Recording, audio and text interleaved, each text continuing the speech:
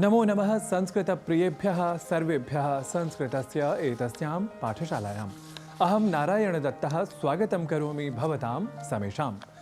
कई बार हम भी संस्कृत भाषा को हिंदी भाषा में सिखाते हुए प्रादेशिक उच्चारण के शिकार हो जाते हैं और बोल जाते हैं स्वागतमस्ते संस्कृत पाठशालायां, अर्थात संस्कृत को संस्कृत ऐसा बोल जाते हैं और यही हम संस्कृत की विशेषता से स्वयं को दूर कर लेते हैं, क्योंकि हम सभी को पता है कि कैसे और क्यों संस्कृत भाषा अत्यंत वैज्ञानिक और तार्किक स्वरूप से समन्वित है, सजी है।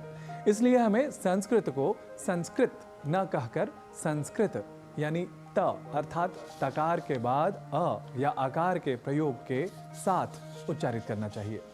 इसी तरह हम जब राम, मोहन, श्याम, रामायण, महाभारत ये शब्द उच्चारित कर रहे होते हैं तो हमें संस्कृतगत शुद्धतम उच्चारण का बहुत अधिक ध्यान रखना चाहिए।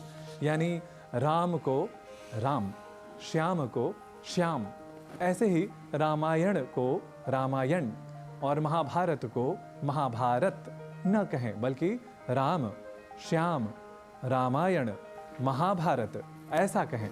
और हाँ, अंग्रेजी के उच्चारण का रामायण और महाभारत में उपयोग बिल्कुल भी न करें।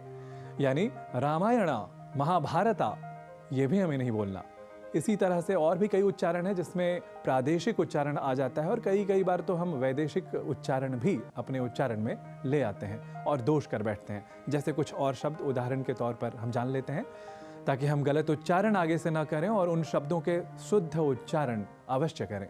तो एक शब्द है सचिवालय, जिसे अक्सर आपने भी सुना होगा सचिवालय इस रूप में, केंद्रीय सचिवालय इस रूप में।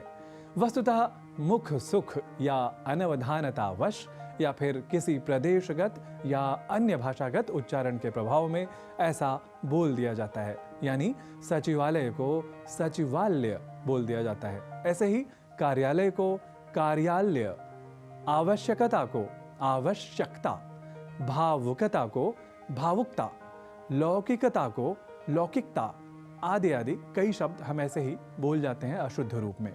ध्यान देने की बात यह है कि ऐसे शब्दों के प्रयोग के क्रम में यदि हम इन शब्दों के एक एक अक्षर के विन्यास पर ध्यान दे दें तो हम स्वयं ही अपने शिक्षक हो सकते हैं।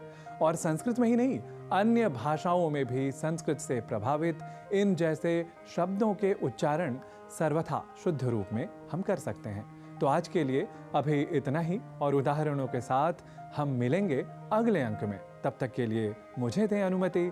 नमस्कार।